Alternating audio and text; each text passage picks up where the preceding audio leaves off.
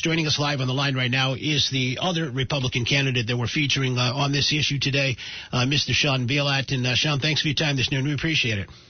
Well, thanks for having me on. Well, the big health bill was debated. It was voted on Sunday night. It was signed into law yesterday, and some people are happy with it. Some people are not happy about it. The last time I spoke with you, you weren't happy about what was being proposed. Now that it's the law of the land, you have any different point of view on this? No, my point of view hasn't changed. I'm very disappointed in the bill. I'm very disappointed in the precedent it sets in terms of expanding the federal government's role in health care. I'm very disappointed about the taxes and deficit it imposes, and I'm extremely disappointed with the process and the fact that it wasn't representative of the will of the American people. Do you think that people know the story, the whole story about what this is going to cost? No, I don't think they do at all. I don't think people are focused on the fact that the bill imposes a 3.9% tax on all capital gains and dividends. That's something that's going to hurt people living off of IRAs in their retirement. That's something that's going to hurt people when they sell their homes and make a capital gain on that sale.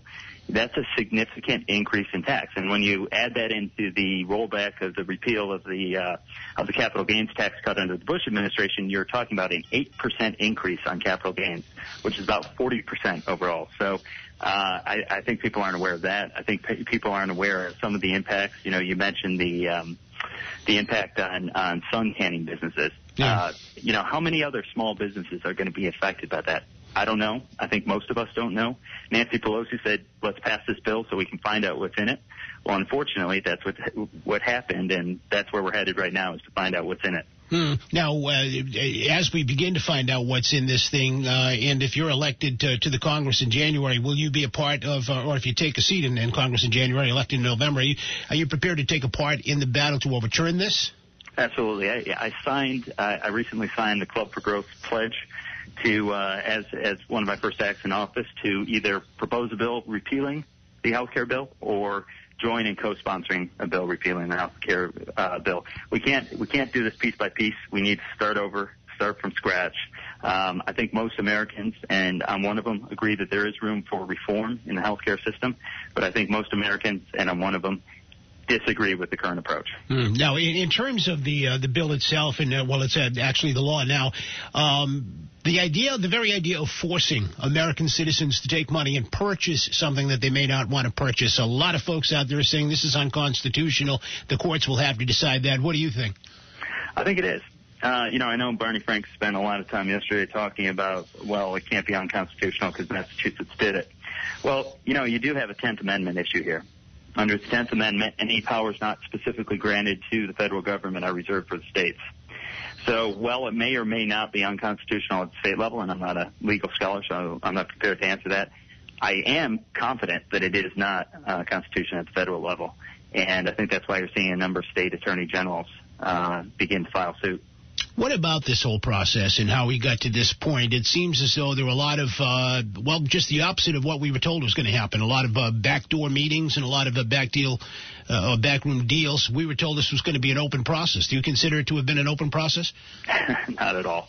You have a piece of legislation with an enormous magnitude. It's going to be around for decades to come. It's going to cost hundreds of billions of dollars, and you were only able to scrape it by, after weeks of arms turning, by 4 votes. 34 Democrats voted against this bill. If 34 Republicans had voted for it, people would be saying, wow, this was a hugely bipartisan success. And when 34 Democrats vote against it, you're not hearing the same thing in the opposite direction. Barney Frank was on yesterday, and he said a couple of things that were interesting.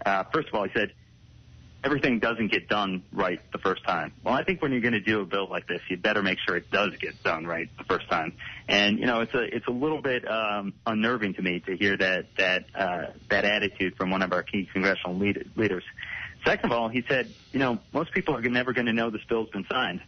I disagree. I think people are going to realize it's been signed when their taxes go up. I think they're going to realize it's been signed when their deficits go up. I think they're going to, medical device companies, of which there are a number in the regions, are going to get hit hard by this. That's not good for Massachusetts. It's not good for the country. So, we need to get people involved. I'd encourage people to go to retirebarney.com which is my website. There's some information on there about what you can do to get active on this issue. There's some information on there about our campaign and a spot to leave comments and get your voices heard. Let me just quickly ask you, as I asked Earl before I let him go, the issue of illegal immigrants being granted amnesty. It appears as though that's next on the plate of this administration. And would you support the blanket amnesty for 11 million illegal aliens? And should these people qualify immediately for health care? No, on both counts. We need to secure our borders. We haven't done so in the past. I don't know how anyone can feel comfortable with just saying everybody who's come into this country over the past number of years illegally is, not a criminal, is not a terrorist. I don't think we have positive answers in either of those directions, and I certainly don't think that people should be rewarded with extensive health care benefits when they enter the country illegally, when so many are trying to go through the legal process, and it takes years of hard work and legal effort to get there. Sean Bielat, Republican candidate for the congressional seat currently held by Barney Frank. Appreciate your time. We'll talk again. Thank you, and visit retirebarney.com. All right, thank you, sir. Appreciate your time. All right, Sean Bielat, that's